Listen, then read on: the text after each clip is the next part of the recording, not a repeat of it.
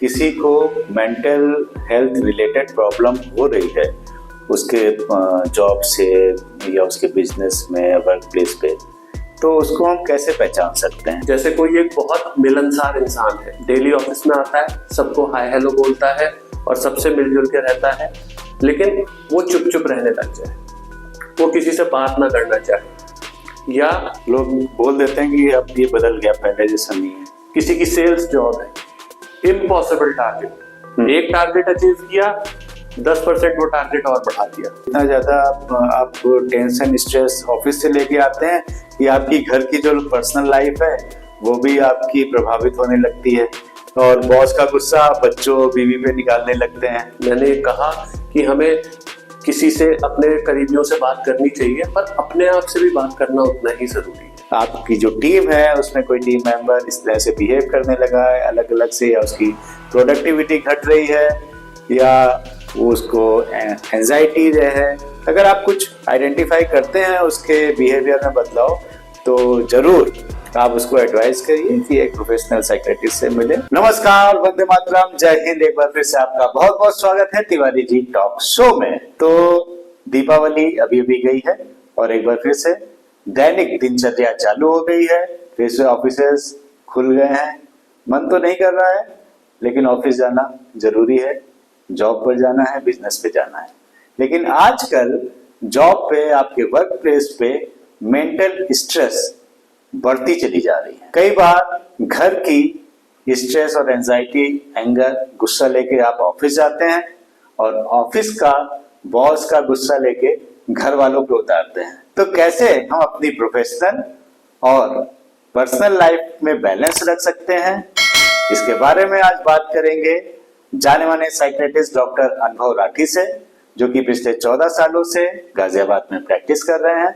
Doctor साहब, आपका बहुत बहुत स्वागत है तिवारी जी टॉक शो में। नमस्ते तिवारी जी, और हमेशा की तरह आप बहुत ही अच्छा टॉपिक लेके आए हैं। तो आज भी मैं एपिसोड के लास्ट में आपसे एक सवाल जरूर पूछूंगा। ये एपिसोड लास्ट तक देखिएगा, तभी आपको सवाल मिलेगा, और उस सवाल का सही जवाब देने पे आपको डॉक्टर अनुभव राठी से एक फ्री ऑनलाइन कंसल्टेशन मिलेगा, एक लकी विजेता को। तो डॉक्टर साहब, सबसे पहले तो ये बताइए कि अगर किसी को मेंटल हेल्थ रिलेटेड प्रॉब्लम हो रही है उसके जॉब से या उसके बिजनेस में, वर्क प्लेस पे, तो उसको हम कैसे पहचान सकते हैं? बहुत ही अच्छा सवाल है आपका। देखिए, अगर आपको मैं एक वाक्य में बताना चाहूँ ये बात, तो किसी भी इंसान के व्यवहार में, या उसका जो एक आम तौर पे देखे जाने वाली पर्सनैलिटी है, उसमें अगर कोई बदलाव देख रहे हैं, या तो घर वाले, या कोवर्कर्स, या आसपास के लोग, तो ये एक सबसे बड़ा इंडिकेशन हो सकता है। मैं आपको एक उदाहरण देना चाहूंगा। जैसे कोई एक बहुत मिलनसार इंसान है, डेली ऑफिस में आता है, सबको हाय हेलो बोलता है और सबसे मिलजुल के रहता है, लेकिन वो चुप चुप रहने लग जाए, वो किसी से बात ना करना चाहे, या कोई बहुत अच्छा वर्कर है, हर बार बेस्ट वर्कर का अवार्ड मिलता है, पर अब उसका काम पूरा नहीं हो रहा है, उसके टारगेट्स पूरे नहीं हो रहे हैं। जो सबके साथ मिलकर खाता है, पीता है, वो अलग थलग अपने बेंच पे, अपने डेस्क पे खाने लगा है, या वो बाहर जाके बार बार सिगरेट पी रहा है। तो ये बहुत आम व्यवहार है, पर ये एक अंडरलाइंग मेंटल हेल्थ इश्यूज का इंडिकेटर हो सकता है। किसी को बहुत जल्दी जल्दी गुस्सा आने लगा है, छोटी छोटी बातों पे अपने कोवर्कर्स पे चिल्ला चिल्ला के पड़ रहे हैं। किसी को चीजें याद नहीं रहती, कोई काम दिया वो भूल गए करने। किसी का खाने पीने का मन नहीं करता, बहुत ज्यादा सिक लीव्स लेने लगे हैं, बार बार बीमार रह रहे हैं। तो ये काफी कॉमन सिम्टम्स हैं जो आप देख सकते हैं, और ये अंडरलाइंग मेंटल हेल्थ इश्यूज के इंडिकेशन हो सकते हैं। तो अगर आपके ऑफिस स्पेस में या आपके आसपास आप किसी को देख रहे हैं कि वो ऐसे किसी उसमें बदलाव आ रहे हैं, इस तरफ सोचिए कि ये मेंटल हेल्थ इश्यू उस इंसान को हो सकते हैं, और इसके तरफ देखिए। लोग बोल देते हैं कि अब ये बदल गया, पहले जैसा नहीं है। तो अगर आपको लगे कि हाँ बदल गया जी, कुछ बदलाव आ रहा है जी, तो आप उसको पॉइंट आउट करिए, और आप उसके साथ में अगर काम करते हैं, आप कलीग हैं, सहकर्मी हैं, तो कुछ और फ्रेंड्स से शेयर करिए। इवन एचआर डिपार्टमेंट भी आजकल मेंटल हेल्थ पे ध्यान देता है जी, तो आप उनको भी इन्फॉर्म कर सकते हैं इस बारे में। और भी अगर आप बताना चाहें कि किस तरह से क्योंकि जिसको ये प्रॉब्लम्स डेवलप होंगी वो मेरे ख्याल से खुद इतना ज्यादा नहीं पहचान सकता है। आपने बिल्कुल सही कहा। और साथ के साथ ये बहुत जरूरी है कि इस चीज को बहुत सेंसिटिवली कम्युनिकेट किया जाए। आप सीधे जाके किसी को ये कह देंगे यार तुम बदल गए हो, तुम्हें तो इसका मतलब कोई प्रॉब्लम हो गई है, तो वो सीधा छुट के ये बोलेगा कि मैं पागल हो गया हूँ। ऐसा नहीं, आप उसके साथ बैठिए, 2 मिनट उससे बात करने की कोशिश करिए। आप यही पूछिए, कंधे पे एक हाथ रख के आप उससे या आराम से एक दोस्त की तरह बात करके पूछिए कि क्या बात है, आजकल तुम बहुत बदलाव महसूस हो रहा है तुमको, मुझे लग रहा है तुम पहले ऐसा थे अब तुम ऐसे हो गए हो, तो क्या कोई चीज है, क्या कोई बात है, आजकल मन कैसा रहता है तुम्हारा, तुम सो पाते हो ठीक से? ये कुछ बहुत बेसिक सवाल है। अगर इन चीजों के जवाब वो दे पा रहा है, वो बता रहा है कि उसका मन अच्छा नहीं है, और यहां से कई बार वो इंसान आपसे खुलता है, तो आप समझ पाएंगे कि वो किस तरह की समस्याओं से जूझ रहा है। और यहां से आपकी जो भी एक उसको एडवाइस होगी कि इस आपको तकलीफ हो रही है और इससे अच्छा है कि इसके लिए आप एक किसी मेंटल हेल्थ प्रोफेशनल से या किसी डॉक्टर से मिले, तो ये ज्यादा चांसेस है कि वो आपकी बात को समझ के और डॉक्टर के पास जाएगा। वैसे आजकल अगर आप देखें तो इतना वर्कलोड भी बढ़ता जा रहा है, और स्पेशली प्राइवेट जॉब्स में वर्कलोड, आपकी टाइमिंग्स बहुत ज़्यादा। अब कोई मान लीजिए कि आप नोएडा में रह रहे हैं और काम करने गुड़गांव या दिल्ली जा रहे हैं, तो आपको 1-2 घंटे आने जाने में, इवन मेरठ से लोग दिल्ली जा रहे हैं, ट्रेवल कर रहे हैं जी, तो उनकी पर्सनल लाइफ आप सब देखेंगे अगर आप, तो सुबह वो 6 बजे घर से निकल रहे हैं और रात में 10-11 बजे वापस आ रहे हैं जी। तो ये वर्कलोड मुझे लगता है बहुत ज्यादा एक ऐसा कारण है जो हर जगह बढ़ता चला जा रहा है। अच्छा, ऑफिस भी आप जब पहुंच रहा है वो 2 घंटे सफर करके, तो ऑफिस वालों की तो बॉस की तो एक्सपेक्टेशंस वही रहेंगी जी, और जब वो घर पहुंचता है तो घर वालों का भी ये रहेगा कि मुस्कुराता हुआ चेहरा लेके घर में आए जी। तो ये मेरे बात से आप एग्री करेंगे इस पर? आपने बिल्कुल सही कहा। इतने सारे फैक्टर्स हो सकते हैं। किसी की सेल्स जॉब है, इम्पॉसिबल टारगेट, एक टारगेट अचीव किया, 10% वो टारगेट और बढ़ा दिया। बहुत सारे काम, ये नहीं पता आपको, ये क्लैरिटी नहीं है कि आपका जॉब रोल, जॉब डिस्क्रिप्शन क्या है। जब आपकी जॉब मिली है आपको ये काम बताया गया है, पर अब बॉस ये भी चाहता है आप ये भी करें। ट्रैफिक जैम है, आपकी गाड़ी का टायर पंक्चर हो गया है, आप टाइम से नहीं पहुंच पाए, बॉस को तो नहीं पता, बॉस को तो अपने काम से मतलब है। घर में कोई बात है, आपके बच्चे बीमार हैं, तो इतनी सारी चीजें हो सकती हैं कि सारी बातों के बारे में हम बात करने बैठे तो हम घंटों फैक्टर्स ही गिनते रहेंगे। लेकिन अगर आप इसको देखना चाहें कि ये दिमाग पे कैसे काम करते हैं, तो आप बेसिक ये समझ सकते हैं कि जो भी चीज हमारे दिमाग के ऊपर एक डिमांड बढ़ाती है, फिर चाहे वो हमारी तबीयत हो, चाहे हमारे आसपास का वातावरण हो जहाँ पे बहुत ऑफिस पॉलिटिक्स है, या लोग हमारे बारे में गलत बात कह रहे हैं, या हमसे ऐसी उम्मीदें करी जा रही हैं जो पॉसिबल ही नहीं है फुलफिल होनी, इम्पॉसिबल टारगेट्स, इम्पॉसिबल डिमांड्स, तो ये एक जिसे कहते हैं रेसिपी फॉर डिजास्टर। मतलब यहाँ पे देर समय जो भी इंसान अपने आप को इस पोजीशन में पाएगा, तो उसकी मेंटल हेल्थ का नुकसान होना तय ही है कि उसको कभी ना कभी इन बातों का फर्क पड़ने लग जाएगा। और मेरे ख्याल से आपके दर्शक इस बात से एग्री करेंगे कि जो बातें मैं कह रहा हूं वो शायद हर इंसान ही अपनी जिंदगी में महसूस कर रहा है कभी ना कभी। फिर चाहे वो एक सड़क पे चौराहे पे गर्मी में खड़ा हुआ, पॉल्यूशन में खड़ा हुआ पुलिस वाला हो, चाहे वो एक बिजनेसमैन हो, चाहे वो एक नौकरीशुदा इंसान हो, तो ये चीजें इतने कॉमन है आजकल कि बहुत ध्यान देने की जरूरत है इन चीजों पे। और बेसिकली क्या होता है, हम कोप अप नहीं कर पाते हैं, और कहीं ना कहीं कि इतना ज्यादा आप टेंशन स्ट्रेस ऑफिस से लेके आते हैं कि आपकी घर की जो पर्सनल लाइफ है वो भी आपकी प्रभावित होने लगती है, और बॉस का गुस्सा बच्चों बीवी पे निकालने लगते हैं। आप इसे एक साइकिल की तरह देखिए तिवारी जी, मतलब एक चीज दूसरी चीज को बढ़ाती है। आप ट्रैफिक में फंस के ऑफिस पहुंचे, बॉस ने ये पूछा नहीं क्या हुआ, आप लेट आए हैं, ये करो ये करो ये करो, काम वो पूरा नहीं हुआ, आपका काम बचा हुआ है, आप फिर से ट्रैफिक में फंस के घर पहुंचे, जाके आपकी वाइफ ने कंप्लेंट कर दी, या अगर आप एक फीमेल हैं तो घर आके सब बैठे हैं कि घर आपका सफर कर रहा है। तो आदमी हो चाहे औरत हो, किसी के ऊपर भी जो उसकी डिमांड्स है उससे उसकी मेंटल हेल्थ खराब हो रही है कि घर जाके झगड़ा हुआ, उससे रात में नींद अच्छी नहीं आई, भूख अच्छी नहीं लगी, सेहत खराब होने लगी, अगले दिन का और प्रेशर। तो इससे रिलीव होने का, इससे उबरने का मौका ही नहीं मिल पाता। और ये ऐसी एक डाउनवर्ड स्पाइरल, एक ऐसी साइकिल बनती चली जाती है कि आदमी इन चीजों में घुटता चला जाता है और उसे समझ नहीं आता कि ये हो क्या रहा है। कोई इससे पूछे क्या हो रहा है तो वो एक बात को बता ही नहीं पाता, क्योंकि इतनी सारी बातें चल रही होती है, इतनी सारी बातें हो रही होती है कि उसके खुद नहीं क्लियर कि कहां से उसको परेशानी हो रही है। और कई बार क्या होता है कि फैमिली सपोर्ट भी आपको इतना अच्छा नहीं होता है, तो आपकी फैमिली, और कई बार ये होता है कि ऑफिस में बॉस का सपोर्ट या आपके कलीग्स का सपोर्ट भी नहीं होता है जी बहुत अच्छा, तो वहां भी कहीं ना कहीं परेशानी आती है। बिल्कुल आती है। और इवन आपने जैसे बोला कि मेल्स फीमेल्स हैं, घर जा रही, उनको चिंता ये मैं लेट होगी, अब खाना बनाना है, घर में बच्चों को देखना है, उसको होमवर्क कराना है जी।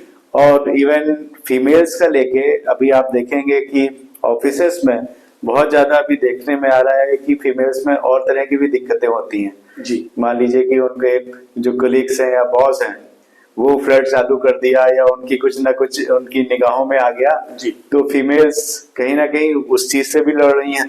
बिल्कुल। ऑफिस में बाहर ट्रेवल करके जा रही हैं, उनको वो भी फेस करना है। तो घर वालों को मेरे ख्याल से फैमिली सपोर्ट बहुत ज्यादा इम्पोर्टेंट रखती, बहुत जरूरी है तिवारी जी, ये बिल्कुल जरूरी है, क्योंकि सबको, सबके ऊपर प्रेशर है, सबके ऊपर डिमांड्स है।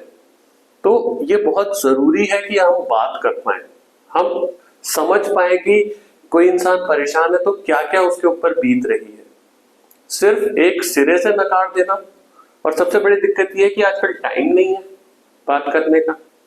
भाई 2 मिनट आपको कब याद आता है कि 2 मिनट आराम से बैठ के आपने अपनी वाइफ के साथ बात कर पाए हो, और बाकी सब व्यस्तताओं में बच्चों का क्या चल रहा है, घर की क्या जरूरतें हैं, काम की क्या जरूरत है, हम कर पाए हो। मैं भी गिल्टी हूं इस बात का, हम सब गिल्टी हैं। लेकिन क्या ये सब दूरियां नहीं बढ़ा रही हमारे बीच में? क्या ये प्रॉब्लम्स को जन्म नहीं दे रहे हैं? मेरे दिमाग में क्या चल रहा है अगर मेरी वाइफ को नहीं पता, मेरी वाइफ के दिमाग में क्या चल रहा है मुझे नहीं पता, तो ये सब एक प्रॉब्लम्स क्रिएट कर सकती है ना। तो डॉक्टर साहब वर्क प्लेस पे जो स्ट्रेस है, एंजाइटी है, वो हम घर लेके ना आए तो कैसे, एक तो आपने बताया आइडेंटिफाई कैसे कर सकते हैं, और अगर किसी को लग रहा हो कि हाँ उसको कुछ दिक्कत हो रही है तो कुछ आप अगर टिप्स दे दें तो अच्छा रहेगा। अगर हम इस समस्या को देखें, जैसे हमने देखा कि अगर किसी के व्यवहार में बदलाव आ रहा है और कुछ सिम्टम्स आ रहे हैं जो ऐसा लग रहा है कि मेंटल हेल्थ इश्यूज हो रहे हैं, तो जैसा हमने देखा कि जितना जल्दी हम उसको पहचान पाए और उसके बारे में सतर्क हो पाए, उतना जल्दी हम उसके बारे में कुछ कर सकते हैं। अगर हम परेशानी को ही नहीं पहचान पाएंगे तो हम उसके बारे में करेंगे कैसे? तो अगर कोई अपने अंदर या अपने किसी कोवर्कर के अंदर ये बदलाव देख रहा है और हम इसकी तरफ अलर्ट हो पाते हैं, तो शुरुआत में हम काफी कुछ इसके बारे में कर सकते हैं अपने लेवल में। जैसे मैं काफी चीजों के लिए कहता हूं और ये इस चीज में भी बहुत लागू होती है। मैं 3 चीजें हमेशा कहता हूं, हमारी जिंदगी के 3 बेसिक पिलर्स हैं: अच्छी नींद, अच्छा खाना और एक व्यायाम, एक नियम से व्यायाम करना। 6 to 8 hours, 7 to 8 hours of sleep, एक पौष्टिक हेल्दी खाना 3 टाइम, इसके अलावा दूध दही का एडिक्वेट सेवन, फल, जो मौसम के फल आ रहे हैं उनको खाना, हफ्ते में 4 से 5 दिन माइल्ड टू मॉडरेट एक्सरसाइज करना। ये छोटी चीजें लगती है पर बहुत इंपॉर्टेंट चीजें होती हैं। तो अगर हम ये चीजें नियम से अपनी दिनचर्या में लाते हैं तो बहुत सारे जो प्रेशर्स हैं, बहुत सारे जो तनाव है, उनको हम अपने लेवल पे ही हैंडल कर सकते हैं। हम अपने ब्रेन को इतना सक्षम, हम अपने सिस्टम को इतना सक्षम बना सकते हैं कि उनको हम अपने लेवल पे ही हैंडल कर पाए। हमें अपने आप से बात करने की बहुत जरूरत है। मैंने कहा कि हमें किसी से, अपने करीबियों से बात करनी चाहिए, पर अपने आप से भी बात करना उतना ही जरूरी है। अपने आप को ये बोलना जरूरी है कि हम अपना बेस्ट कर रहे हैं, और अगर काम है तो वो काम पूरी जिंदगी नहीं है, काम सिर्फ जीवन का एक हिस्सा है। उसके अलावा भी हमारे जीवन के कुछ हिस्से हैं जिसे हम आम भाषा में वर्क लाइफ बैलेंस बोल देते हैं। ये जितना कहना आसान है, करना उतना ही कठिन है। इस बारे में शायद जानते हम सब है, पर अप्लाई नहीं कर पाते। हाँ, जब करने की बात आती है तो हम इम्प्लीमेंटेशन नहीं कर पाते। ये आपने बात करने की जो बात कही, ये बहुत जरूरी है। और टाइमली अगर आपको लगता है कि हाँ, जो आप थे या आपका परफॉर्मेंस कहीं ना कहीं से डिक्रीज हो रहा है, आपकी प्रोडक्टिविटी घट रही है, तो कुछ आपको अपने आप को भी रिव्यू करना चाहिए। बिल्कुल, अपने आप से बात करिए, 10 मिनट बात करिए और देखिए कि हाँ, कुछ दिक्कत तो नहीं आ रही है आपको। आपकी बात सुन के मुझे अपने एक पेशेंट के केस याद आया। नाम तो मैं उनका नहीं लेना चाहूंगा, पर वो एक बहुत बड़ी कंपनी में बहुत हाई पोस्ट पे, बहुत हाई परफॉर्मिंग, जिसे हम सीईओ कहते हैं, वो थे। और पूरा देश को संभालते थे। उनकी इतनी टूरिंग जॉब थी, इतनी ट्रैवलिंग जॉब थी, और एक दिन में वो कितने डिसीजंस लेते थे और बहुत तेजी से वो आगे बढ़े। लेकिन जैसे पोस्ट बढ़ती है तो आपके ऊपर प्रेशर्स बढ़ते हैं। कहीं ना कहीं इस चीज में वो अपने आप को भूलते चले गए।